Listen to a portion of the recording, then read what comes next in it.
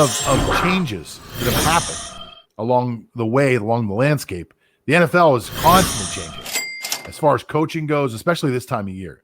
Now, we've already had a few people fired that were let go. Doug Peterson was recently let go to make I believe, the coach openings at 6 coach openings in the NFL. Somebody correct me if I'm wrong there. Lance can double check that for me before he gets on the show. I think it's 6 or 7 coach openings now. There have been a couple of offensive coordinators, defensive coordinators that have been let go or that have been retired, like Chuck Pagano out of Indianapolis. Oh, actually, it was with Indianapolis, but he just retired from the Bears as the defensive coordinator. But the one thing I want to talk about right now is Seattle, who had probably the best offense in football for the first 6 games of the year. I mean, they were on an epic pace to break huge records. As a matter of fact, the Seahawks scored the most points in franchise history, but somehow had a really bad second half.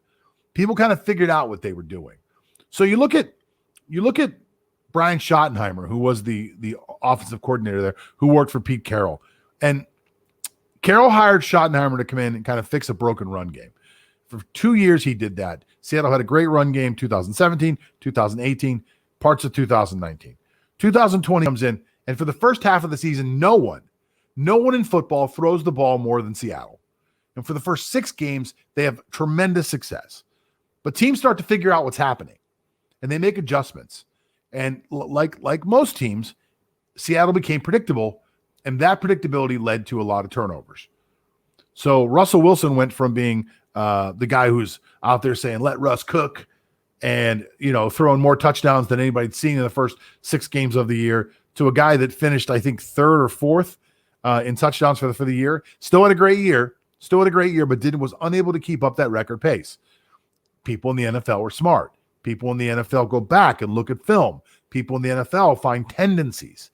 People in the NFL can figure out a way to stop you if you continue to do the same thing over and over again. Look at Pittsburgh, look at Seattle, look at teams like that started off great and somehow at the end of the year couldn't put it together. That's a lack of depth in your coaching position. Your coaches lack depth. So Pete Carroll was aware of this and tried to get Brian Schottenheimer to change the offense. Schottenheimer, who had been stuck calling run plays for 2 years, was suddenly super excited. I got one of the best quarterbacks in football. I got DK Metcalf. I've got Lockett. I've got an arsenal of weapons here. We can throw the ball 45 times a game. How exciting is that? I could be the offensive coordinator who gets the next head coaching job if I can just do this the right way. Schottenheimer failed. Beginning part of the year was great. Back half of the year was a nightmare for Seattle. Absolute nightmare. So Brian Schottenheimer voluntarily left his job, but I believe he was asked to step down. So it's better to step down than to be fired. People know. People understand. When somebody comes to me and says, I'm applying for a job, and I say, where are you working now? And they say, I'm not working anywhere. And I say, well, what happened? And they say, I stepped down from my job.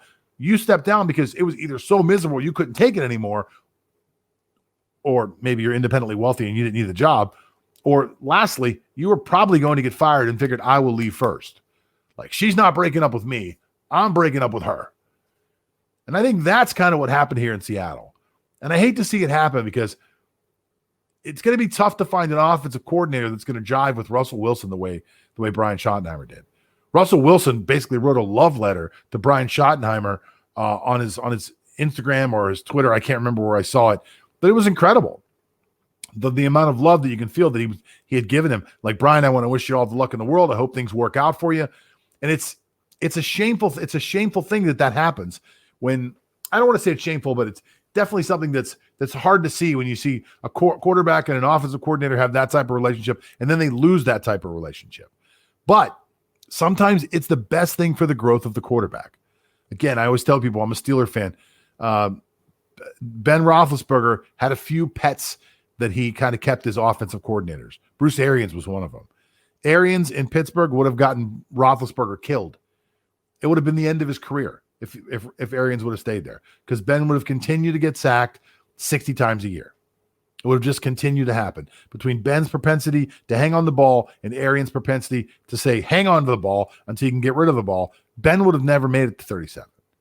So it was best when Pittsburgh made the decision to move away from him, and it may be the best move for Seattle. I guess only time will tell, but we're here to talk about it until it does.